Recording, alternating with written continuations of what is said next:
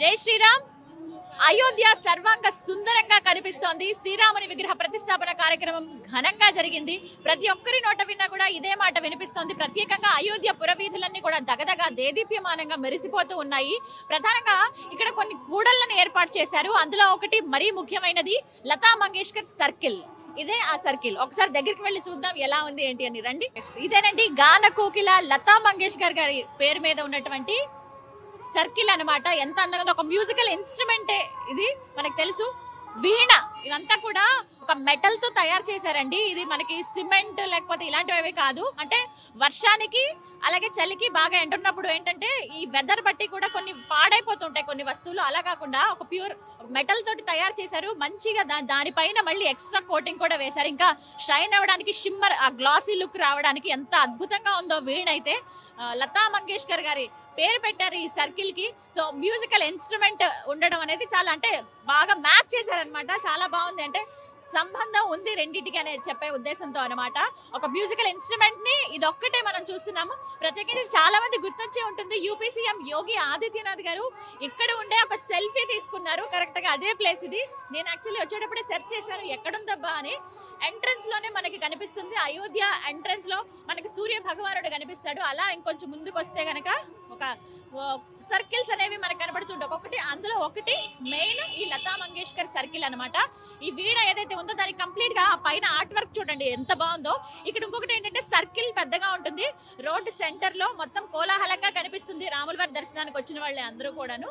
ఇక్కడ ఏంటంటే గ్రీనరీ చాలా చక్కగా నీట్ గా మెయింటైన్ చేస్తున్నారు. కంప్లీట్ గా టైల్స్ తోటి స్టెప్స్ లాగా అరేంజ్ చేశారు. మనకి రోడ్డు మీద నుంచి ఇంకొంచెం ఎత్తుగా అంటే ఒక 6 అడుగులు ఎత్తుతో పైకి ఇంకా కొంచెం పెంచారనమాట. ఎత్తు పెంచి స్టెప్స్ అరేంజ్ చేశారు.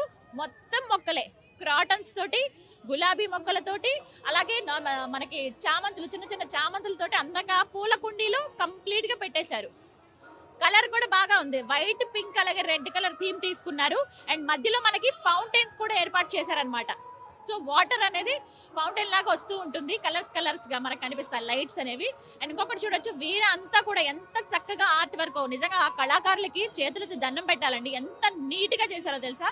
మామూలుగా మనం వీణని ఎలా చూస్తాము, చాలా అంటే పట్టుకోగానే మనకు ఆ ఫీల్ వస్తుంది. ఆ వైబ్రేషన్, పాజిటివ్ ఎనర్జీ మనం ఫీల్ అవుతాం. వీణ అనగానే మనకేం గుర్తొస్తుంది? వీణ అనగానే ఆ సరస్వతమ్మ గుర్తొస్తుంది. అలాగే అంత అందంగా కూడా వీణ, ఇక్కడ ఆవిడ చేతుల్లో ఉన్న వీణ ఎంత అందంగా ఉంటుందో ఇక్కడ కూడా అంతే అందంగా ఉంది. రాముల వారి చెంత ఉంది కదా, అందుకేనేమో చాలా నీట్ గా వర్క్ చేశారు. దానిపైన కలర్స్ ఏవి వాడలేదు. సింపుల్ గా ఒకటే మెటాలిక్ ఒక కలర్, కాపర్ కలర్ వాడారు. కంప్లీట్ గా మనకి చివరి దాకా మొత్తం ఆ వీణ బేస్ ఏదైతే ఉందో ఇలా పట్టుకునేటప్పుడు ఇలా అదునుగా మనకి కాళ్ళ దగ్గర ఇలా పెట్టుకునేటప్పుడు ఉంటుంది కదా, అవి అక్కడ మొత్తంగా లక్ష్మీదేవిని ఏర్పాటు చేశారు. మొత్తం ఆ రూపం ఎంత క్లీన్ గా కనబడుతుందో చూడండి. గజలక్ష్మి అలాగే ధనలక్ష్మీదేవి, ఇలా మొత్తం లక్ష్మీదేవిలు మధ్యలోనేమో డిజైన్స్ లాగా ఏర్పాటు చేశారనమాట. చివరికి ఇలా ఒక ముఖం లాగా భలే ఉంది. చాలా ఒక హుక్ లాగా ఏర్పాటు చేశారు. చాలా అందంగా కనబడుతుంది. ఇంకా కలర్ఫుల్ లైట్స్ వేస్తే ఇంకా అందంగా కనబడుతుంది. ఎల్ఈడి లైట్స్ తోటి కొంచెం గ్లో పెంచారనమాట మొత్తం ఈ సర్కిల్ అంతా. ఇలాంటి సర్కిల్స్ చాలా ఉన్నాయి. అలాగే మెయిన్ పిల్లర్స్ లాగా ఏమున్నాయో అక్కడ రాముల వారి కట్అవుట్స్ మనం చూస్తున్నాం. వారి ఫొటోస్ అన్ని కూడా ఏర్పాటు చేశారు. సో ఇదనమాట మొత్తం అయోధ్య అంతా కూడా స్పెషల్ గా ఉంది. అందులో ఇంకొకటి స్పెషల్, మీరు ఒకవేళ అయోధ్య వస్తే గనక ఖచ్చితంగా ఈ సర్కిల్ దగ్గరికి రండి. మీరు కూడా నరేంద్ర మోదీ గారి లాగా ఒక ఫోటో తీసుకోండి. వారు కూడా ఇక్కడ నుంచి ఫోటో దిగారు. యోగి ఆదిత్యనాథ్ గారు ఒక సెల్ఫీ దిగారు. ఇలా అందరూ కూడా మొత్తం చూడండి ఒకసారి. అందరూ ఫొటోస్ దిగేవాళ్లే చుట్టూరు కూడాను. నాకు భలే అనిపించింది. మొత్తం సందడంతా ఇక్కడే కనిపించింది కదా అని. సో ఇది ఒక బ్యూటిఫుల్ ప్లేస్. మీరు అయోధ్య వస్తే కనుక డెఫినెట్ గా ఇక్కడికి కూడా రండి, వీక్షించండి.